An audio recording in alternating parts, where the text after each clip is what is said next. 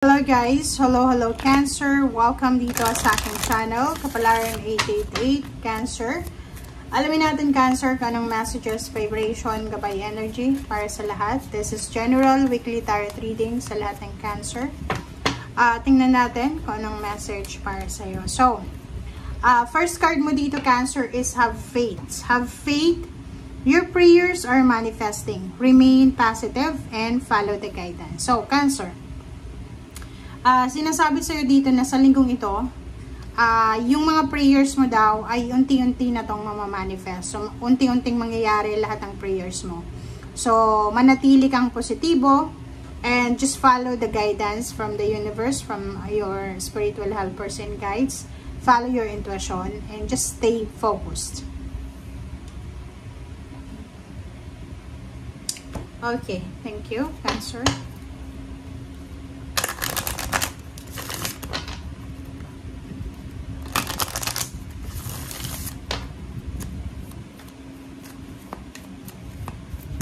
Oops, sorry. Purity and protect your dreams. Wow. So, yun na nga. Dito sa first two cards ng second deck natin, sinasabi ng Baraser dito na kailangan mo daw protectionan yung pangarap mo. Yun na nga. Your prayers are manifesting. So, you need to protect your dreams. Okay? You need to protect your dreams. Isipin mo na like for example, kung feeling mo pagod na pagod ka na sa pag-abot ng mga pangarap mo, isipin mo na pwede kang magpahinga, but hindi mo dapat isuko or i-give up itong pangarap mo. Okay? And always trust in the purity of your heart. Diba? So, alam mo sa sarili mo kung ano yung gusto mo. Alam mo sa sarili mo na mabuti kang tao. So, sinasabi ng Bara, just let go, let God, let it flow. And wag na wag mong i-give up yung pangarap mo sa buhay. Okay.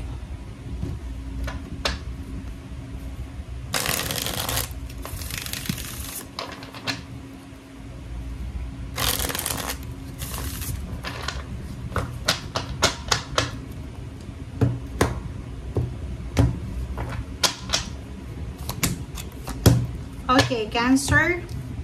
This is your energy. So, sinasabi ng Bara sa'yo, Cancer, na maybe sa panahon ngayon, ngayong linggong ito, literal sa linggong ito, maybe you're worried about financial, you're worried about luck, diba? Yung parang kulang. Pag halimbawa, feeling lost, feeling empty, feeling lack, diba? So, kung wala kang trabaho or medyo hindi maganda yung takbo ng or inflow ng money mo, so maybe makakaramdam ka ng pag-aalala. So maybe you're having a financial problems, scarcity, and dahil dyan sa problemang yan, nag-aalala ka. So you need assistance, you need someone na pwedeng makatulong sa'yo. So like you, Cancer, Scorpio, and water sign, maybe sila yung mga pwedeng makatulong sa'yo, pwedeng sila yung makakaintindi kung ano yung pinagdadaanan mo, sila yung pwedeng lapitan mo na pwede mong pagkatiwalaan. Okay.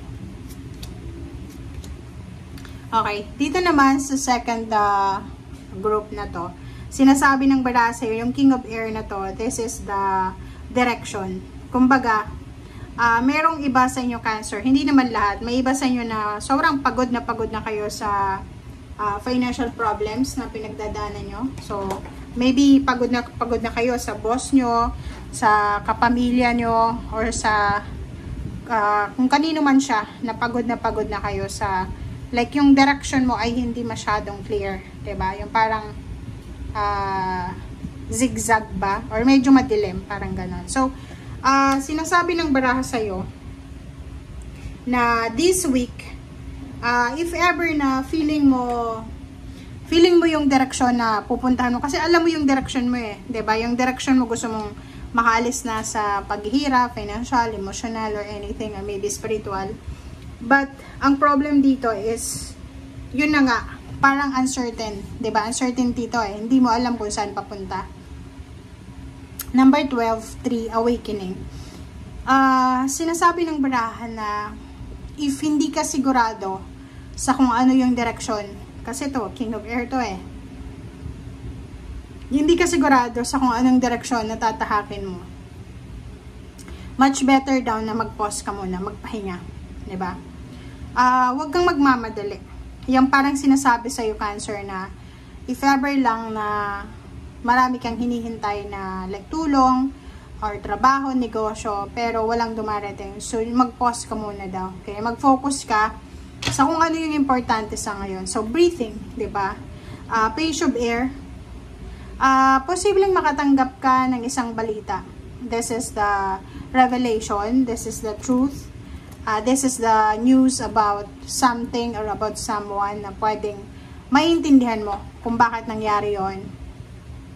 Maybe makakatanggap ka ng balita from someone na kaaway mo or hindi mo kagusto or hindi mo gusto siya. And sinasabi ng barahan na there's a revelation na maintindihan mo kung bakit nangyari or bakit nangyayari ang mga bagay-bagay sa mundo. Okay. So, awareness. So, be cautious. Maging careful ka sa mga tao sa paligid mo. So, make sure na lalo na sa relationship, family. So, sa panahon ngayon, kahit kadugo mo, hindi mo pwedeng pagkatiwalaan. So, dito sa Seven of Air, sinasabi, mag-iingat ka sa mga consequences. Kasi, may mga tao sa paligid mo na hindi sila, yung parang may mga tao sa paligid mo na hindi, kumbaga, hindi sila pwedeng pagkatiwalaan. Okay?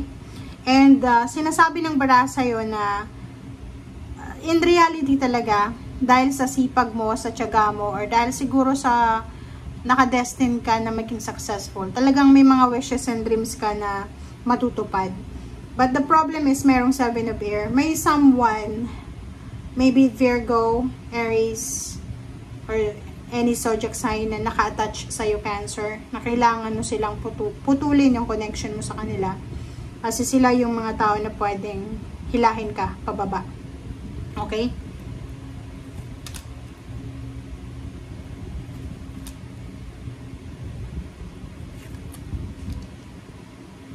Okay. Magician, everything happens for a reason, but this week maintindihan mo yung rason kung bakit nangyari yung mga bagay-bagay sa paligid mo. Page of Water, sinasabi ng baraha, iwasan mong maging sensitive emotionally. Yung parang mabilis kang magalit, mabilis kang mainis, mabilis kang magtampo, ganyan ganito. If you are Cancer, looking for a new job, looking for some place na pwede mong tirhan or some connection, dito sinasabi na isang good news, isang financial news, isang money, incoming money, windfall of money ang parating sa'yo. So, nakikita natin dito, mayroon sa inyo pwedeng yung anak nyo makatanggap ng scholarship or maybe mga payments, payouts, parang ganun. So, maybe ikaw din, possible kang makatanggap ng mga bonuses sa trabaho dahil sa mga overtime or maybe dahil sa magaling ka sa ginagawa mo or nakafocus ka, parang ganun. So, maraming additional money and flow of money ang darating sa'yo dahil sa sobrang sipag mo. Okay? Thank you guys. Bye!